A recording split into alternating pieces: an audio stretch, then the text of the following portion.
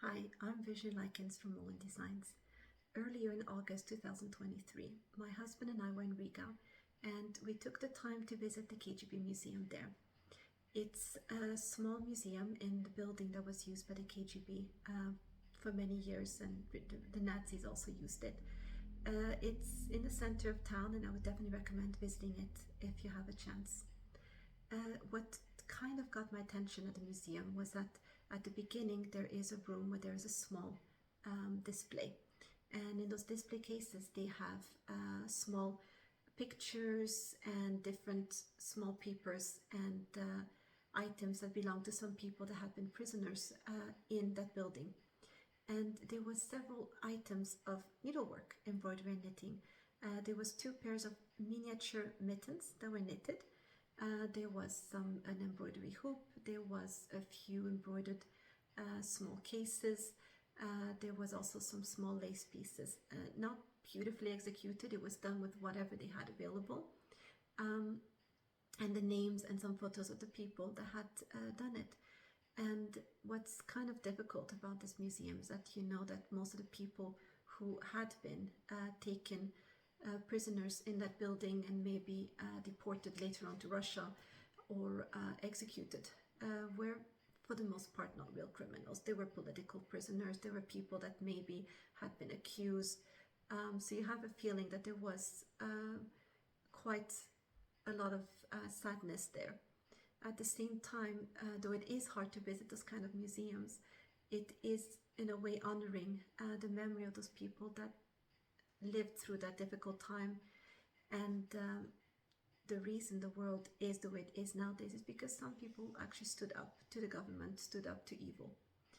And when I saw these small items of needlework, I remembered a book I had read when I was younger, the biography of Corrie called The Hiding Place, also a movie that was made later on. She was a slightly older lady in her early 50s. She had a sister that was a bit older and an old father, and they were living in Holland during the Nazi occupation, and they built a hiding place in their house, and sure enough they got caught and they were sent to a prison. And the wish describes it. I thought about the prison cells in the KGB building in Riga. And sadly, her father passed away very soon after the capture, and her sister died in a concentration camp. But she survived, and she went on to talk about her experience, helped to write a book about her life.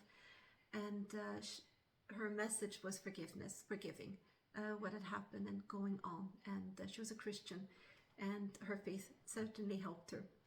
And when I saw these small items, I remembered the passage in a book, and I went and found the book today.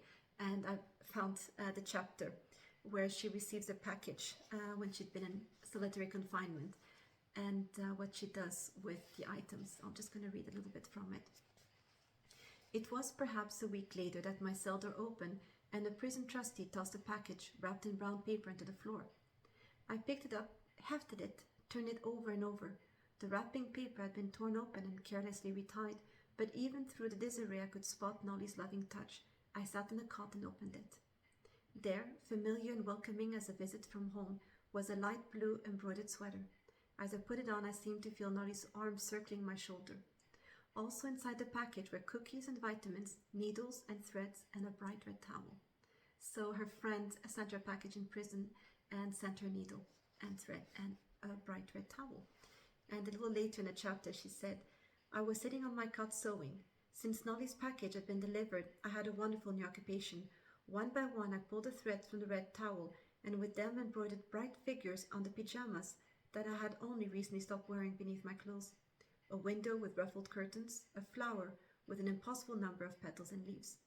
And she goes on to say that as she's embroidering a cat, the door opens and she's taken on for more interviews or the continuation of the story.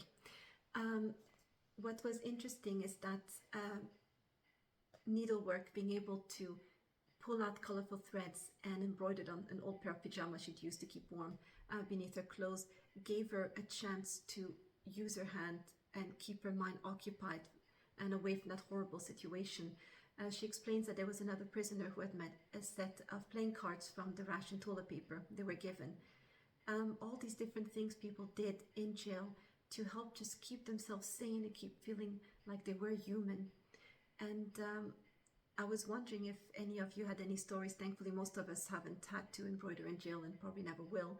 But has needlework or craft ever helped you to overcome a difficult situation? Let me know. I'd love to hear your story. You can put in a comment, or you can send me an email. I think these skills of being able to do something with your hands, or music, or singing, or memorizing poetry, or different things like that, can really help you in times of difficulties. It can be like being in jail. Thankfully, it's very unlikely, but it can also be a long-term sickness or disability, and being able to pull out all these things that you've learned, all these skills, and use them and turn into something positive. So please put it in the comments if you have stories. I'd love to hear it. I'm going to put a few pictures at the end of this little video. I'm not going to put any spoilers because I do want you to take the time to visit that museum if you can. Just remember, you have to book the tour, as it is a very small amount of people that can go at one time, and they take you around the building and they show you the interrogation rooms, the room where you were first met and maybe had to give in your jewelry or your personal items, and also show the execution room at the end where people were killed for most probably no reason more than just being political prisoners. So let's remember all this and be thankful that we are able to embroider and to do embroideries and needlework, knitting in time of peace and not in time of war.